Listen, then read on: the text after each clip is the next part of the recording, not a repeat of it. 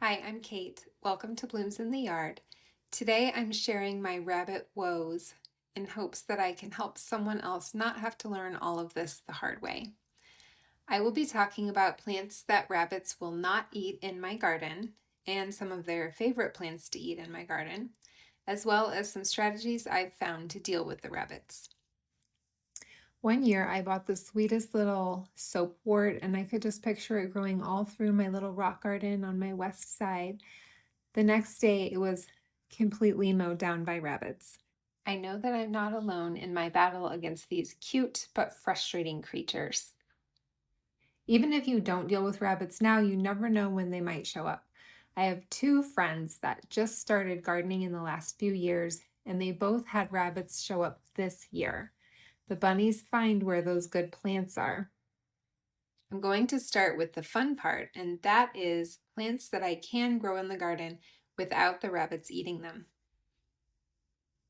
These generally fall into a couple of different categories, which can be helpful in knowing if a new plant you come across might be rabbit resistant. So plants with a strong smell, rabbits don't like.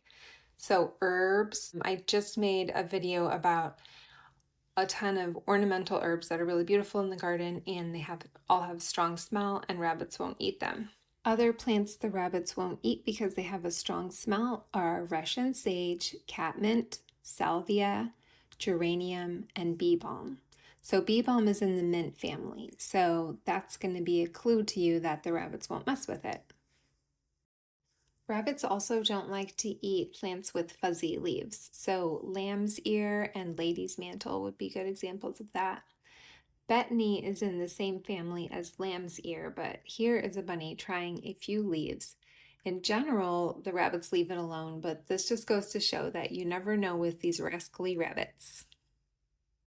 They also tend to avoid plants with thick, leathery leaves, so they don't eat my crepe myrtle, iris, sedum, hellebores, peonies, and daisies. So these should all be pretty safe from the bunnies.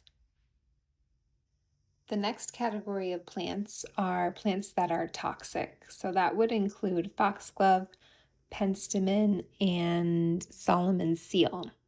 And these are three really gorgeous plants. You've got the penstemon for full sun, the Solomon seal for shade, and the foxglove for a parched sun and shade situation. So here are plants that I'm not going to grow anymore because the rabbits always eat them. Asters, anemone, Asiatic lilies, purple poppy mallow, and soapwort. So these are plants that I just, no matter what I do, they're constantly eaten by rabbits, and I'm not going to mess with them anymore. Just this week, I dug up these two purple poppy mallow that the rabbits have been eating all season, and I took them to my mom's house where she says she has a place where the rabbits won't mess with them. I do have one anemone that's still holding on. I kept it covered all year until it started blooming, and then I've done the rabbit repellent for the last 2 weeks, and it has been okay. But if it gets eaten again or if something happens to it, I definitely will not be buying more of them. You can look up an extensive list online of plants that rabbits will eat, plants that they won't eat. And the truth is, I see so many things on that list that I have no trouble growing. Like the rabbits don't mess with my black-eyed Susans. The rabbits have not eaten my coneflowers. So I think it really is different for every garden, but I just felt like I wanted to share my experience so that if you live in my area, this might be helpful. So those are plants that the rabbits will always eat, no matter what. Now, there's a very long list, a much longer list of plants that they'll sometimes eat. I will grow them in my garden, but I have to take some precautions. Some annuals that the rabbits like to eat when they have fresh new growth, so when they're smaller. Number one is the zinnias. I really have to keep these protected until they get, just so tall. I just basically keep them protected until they outgrow the cage and then hope for the best. Interestingly, the rabbits did not try to eat the Zahara cherry zinnia, which is a low-growing zinnia, because if they had tried to eat it, it just wouldn't have survived because it never gets tall enough to be out of their reach. Some other things that I would keep covered that are annuals I grow from seed are snapdragons, bachelor's buttons, and gomphrena. Morning glories are another one that get eaten down quite a bit, but they're so prolific that I usually win the battle with those. I did have one celosia get eaten down this year, and so after that happened, I covered the rest. In this picture, you can see the one on the left was eaten down, and this is actually 2 weeks after the fact, so it was eaten completely down. This plant here on the left got eaten down by rabbits right around the beginning of June. Like, it was right before I had a garden tour. And so I didn't want them all to be eaten down, so I covered all the rest of them with a big cage, being very careful, and they looked wonderful for the tour. But you can see that the one on the left that got eaten down has gotten significantly bigger. And so very interesting to see the difference between if you pinch it back. It has finally caught up and got some bigger blooms, and a lot of them. If I can get it to focus for me. Here are the top annual seedlings that I keep covered for as long as possible. Zinnia, bachelor's buttons, snapdragons, celosia, morning glory, and gomphrena. So bunny covers are the most effective way that I have found to protect my plants. I find that they work better if a plant gets eaten a lot when it's a fresh new growth, and then, you know, the rabbits don't really mess with it as it gets bigger. So this is like a bunny cover that I bought. I bought like a pack of 4 of these. I use these all the time. They're great for like new zinnias. And then once they kind of hit the top, then I uncover them and hope for the best. I find that this is not always big enough, so I've started making my own. I just bought a roll of chicken wire, and I kind of, you have a big rectangle, and I cut like corners out. So I use these to just clip the corners out, and then there's nothing, no fancy strategy. I just kind of take those corners and kind of just start twisting the pokey ends around each other. So it doesn't look, I don't know if you can see, it's just kind of all twisted together. I wear gloves when I do it because it, you know, you're going to get poked a bit like that. You can kind of see how it's all twisted, but you know, obviously from far away, you can't see that at all, right? So I've started doing all different sizes. So this one's kind of long.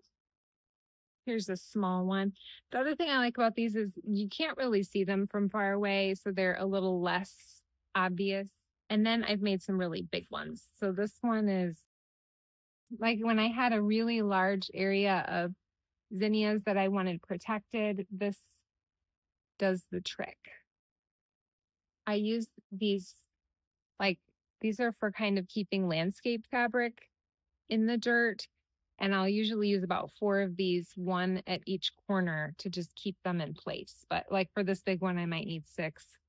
And then for little tiny things, like just right when the seedlings are just coming up, I have this little tiny one. This is from the dollar store. So like I said, this works best for plants that are going to be okay once they get to a certain size. The rabbits will stop messing with them because they don't taste good anymore. Now, once I uncover them, I'm taking a risk, right?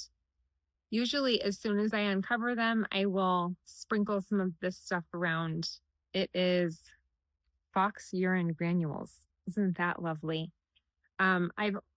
This is the only one of these I've ever bought, so I do not use it very often. But you know, I sprinkled it just recently around my anemone when you know, the flowers were starting to poke through here, so I wanted to remove it, and so I put some of this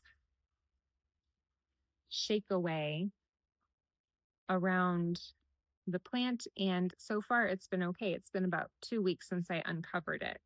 Now this is a pretty cover, but it is not going to keep the rabbits out. So I just wanted to point out that, like, if the holes are too big, Basically, I think 2 inches wide is what they say that a rabbit can get through there. And then here is another one that obviously even bigger holes won't keep a rabbit out. That's probably obvious, but I have kind of used it to try to deter them. I'm like, maybe it'll throw them off. That has not worked.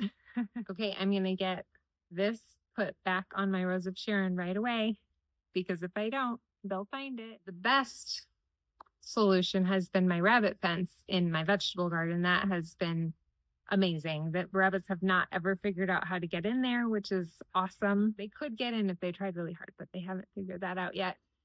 I just have the chicken wire on the fence going down into the dirt, but at the gates is kind of the weak spot. The chicken wire does go to the ground, but certainly chipmunks have gotten in there in like the corners. They can kind of squeeze through. Here's, I would say, a weak spot, but like I say, they haven't gotten in there yet. They haven't figured it out yet. And it's been 7 years, so I just kind of have the wire going down and it's just kind of folded at the bottom to give it a little bit of strength. When I was building this fence, I wanted to have as little shade.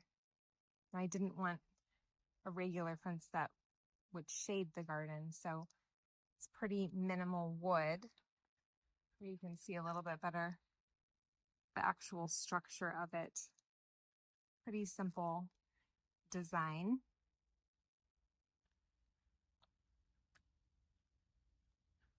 Here might be another weak point, but I've got that brick kind of keeping the gate from swinging around anyway. And you know, like I said, they might be able to squeeze under there if they figured out to try, but they haven't gotten in there yet. Some perennial shrubs and trees to keep covered when they're young are Rose of Sharon, oakleaf hydrangeas, serviceberry, Japanese maples, tall phlox, and clematis. This clematis I do need to keep protected all through the spring. And you can see